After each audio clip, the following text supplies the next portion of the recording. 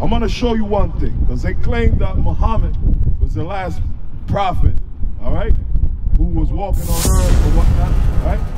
But Muhammad was from another nation. He was not coming from the lineage of Isaac or Jacob. He was coming from the lineage of Ishmael, all right, which is not of the promise. Listen to what the Bible says. The book of Amos, chapter 2 and verse 11. I raised up your sons for prophets. So God raised up his sons for prophets. From where? And of your young men for Nazarites. Our young men of the Nazarites, which is a group exclusively from the nation of Israel. That's right. Is it not even thus, O ye children of Israel? Where? Children of Israel. So the children of Israel, all right, Judah, Benjamin, Levi, Ephraim, Manasseh, Simeon, Zebulun, Gad, Reuben, Asher, Issachar, and Naphtali, those all the descendants of these people could qualify as prophets. That's right.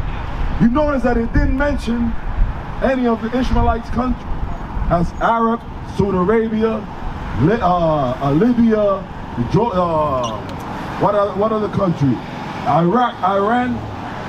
All right, it didn't mention all of that, because all the prophets that ever lived, the real prophets, because the prophets prophesied. The prophets do not recite, and that's what Muhammad did. Muhammad took this book and he noticed. He said, "Yo, you know what?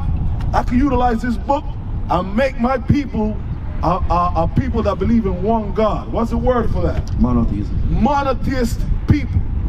I said, I would like to make my people a monotheist people, meaning what? A people that believe in one God. Because up to this point, up to the point where he picked up this book and read, they believe in 365 gods. That's right. For each day of the year. That's right. You understand? Yeah. So this book kind of like straightened them out a little bit, but they still wild. The Islamic people are still wild. For you to strap a bomb on you, to bomb and kill somebody else, that means there's got to be a loose nut in your head, right? That's right. But besides that, right, we understand that the prophets come from the nation of Israel. I'm going to give you a pictorial look, all right, of what happened. There was the transatlantic slave trade, which involved what? Mainly the European country, starting with Portugal. They took our people, turn it around. Thank you, sir. They took all people from the west coast, mainly of Africa, Central Africa, even went as far as Ethiopia, grabbed our people and brought them to the other side of this world, this side of the world. That was called the transatlantic slave trade. But before that, there was a what? The Sub-Saharan slave trade, which involved who? The Arabs. Correct. You hit it. All right, turn it around. So, the same way I cannot believe in a white Jesus taught by my white oppressor during the transatlantic slave trade, I will not believe, yes sir, you bring that out later. I will not believe in a God of the same people that took our people during the Sub-Saharan slave trade. I will not. It's the same principle. If the white man get it, they as guilty as well. All right, because guess what happened? Before the white man got a hold of us, they conquered us as well. That's right. Walked us through the whole wilderness of Africa and put us in the hands of the white man. Read what you have. This is the Book of Islam, 1,000 years of faith and power. This is another resource, all right? All right, read. The Quran also tried to improve the lot of the downtrodden. It did not preach the abolition of slavery, which was widely practiced in pre-Islamic Arabia. But like Judaism and Christianity before it, endeavored to moderate the institution and migrate its legal and moral aspects. So they insisted and tried to legalize the enslavement of our people, right? Yes. Up to that point. The Quran supports the enslavement of our people. Yes. So how could us as a people bow down to a God that is all about enslaving us on behalf of another person? Not because of our mistakes, but on behalf of their enrichment. Yes. You cannot. Excuse me, brother. Correct me if I'm wrong or not, but before the Europeans did it, the Europeans learned from the Moors and the Arabs. They, if I'm correct, if I'm wrong, but that's what learning facts are about. Because yeah, in a way, because the Europeans at first was just about trade of resources, not human body resources. Listen, the European came out their caves with fire in their eyes. They wanted vengeance. They wanted to be like us. So they took the same way the Arabs came out of their caves and their wilderness with fire and in their eyes to be like us as well, right? And they knew that. How come they only enslaved us? How come they only enslaved the Taínos? How come they only enslaved the blacks in the west coast of Africa? You think it was coincidence? No. They picked up the Bible and realized that these people, they scattered on the west coast. They scattered in the Americas. Let's go over there and slave them. All right? Otherwise, Christopher Columbus wouldn't have brought, how many translators did he bring with him? Over 38 translators he brought with him that spoke Hebrew. Because he knew that when he came to this side of the world, he will encounter a people that spoke Hebrew. That's not right. Spanish, okay? Or not whatever dialect. No, they spoke Hebrew and they understood that. That's right. Many of the missionaries, quote unquote, or the Jewishites that came to this side of the world, when they came back, they wrote, man, these have to be the 10 lost tribes of Israel. I just read a book to one of the brothers in Spanish that shows you that the Hispanics that were here, they were part of the lost tribes of Israel. All right? I could show you the migration of when they came, but I'm going to finish up this. Read. Slaves in early Islamic Arabia were often African blacks from across the Red Sea. So how come they didn't enslave themselves, or how come they didn't go to Europe to enslave? Why they went to the West Coast and got West Africans, quote unquote? Why they didn't stay in the north?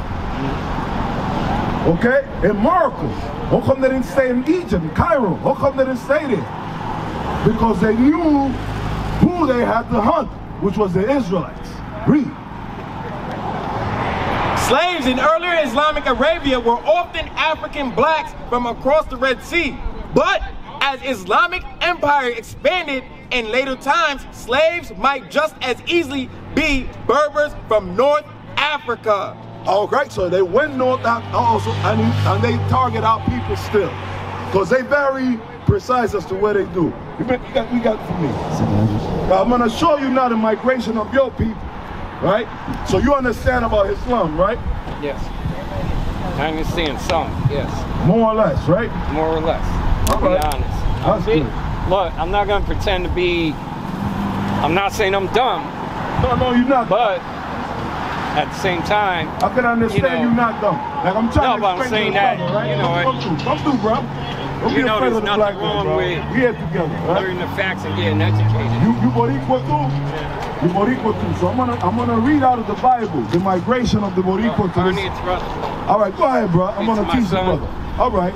Thank you. I'm gonna teach you the migration, where the Boricuas came from, where the Taínos came from, where they came from.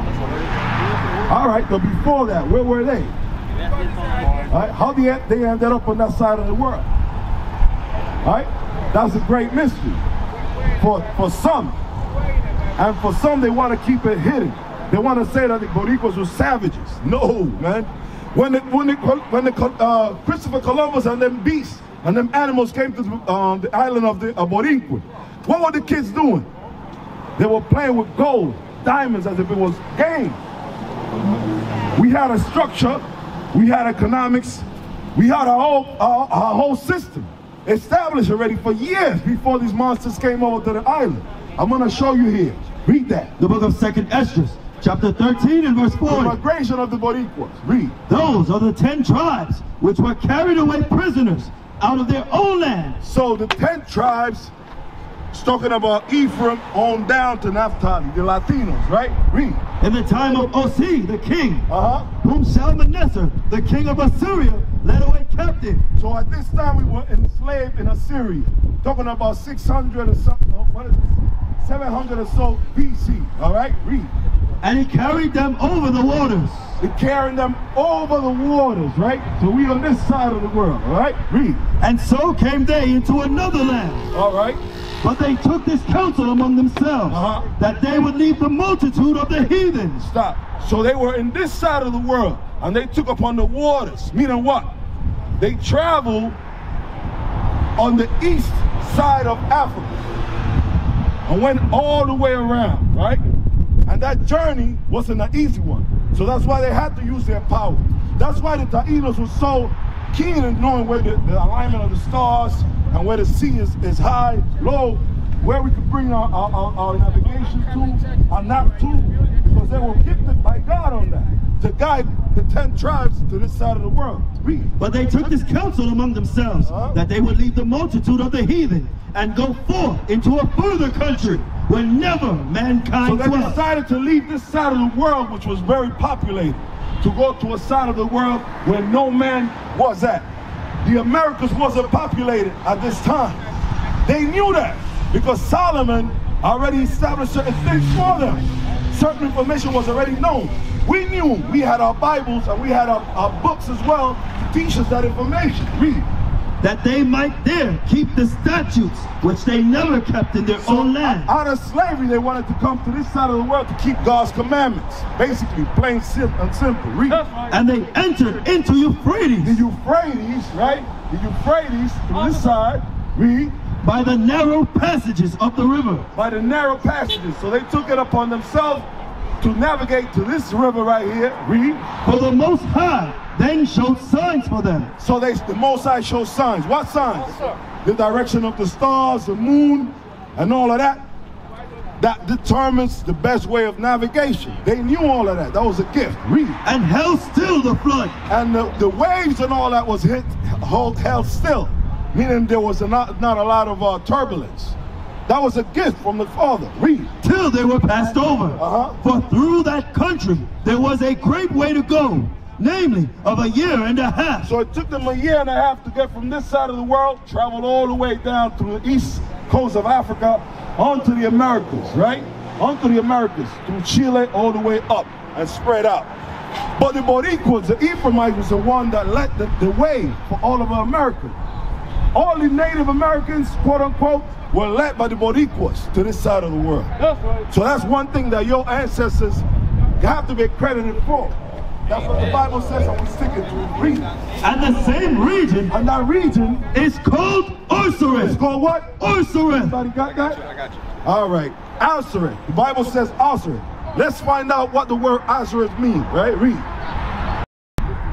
The name of the land beyond the great river far away from the inhabitation of man. So that great river is Euphrates that you spoke, right? In which the 10 tribes of Israel will dwell, observing the laws of Moses until the time of the restoration. So as we read before, they left the multitude to come to this side to serve the Father, right? Read. According to 2nd Ezra 6. That's why we read it. Read. Columbus identified. Who? Columbus identified. Who? Columbus identified. That animal Columbus, a rapist, Columbus identified.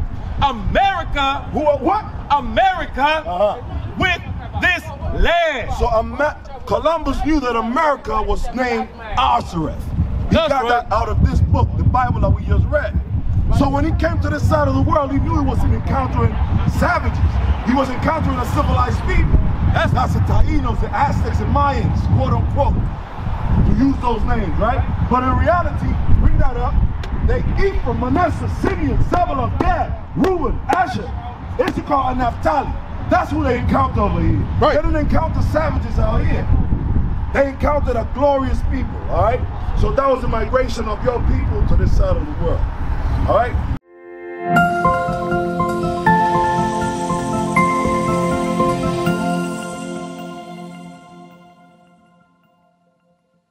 We used to scream Black Power while Heron was pushed. But at the end of the day, nothing's in vain. IUIC has been given a vision. The tents of Judah has risen.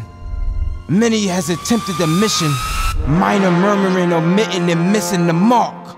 Just reading that he had the flame of fire in his eyes gave us the spark. We on Paul's mission.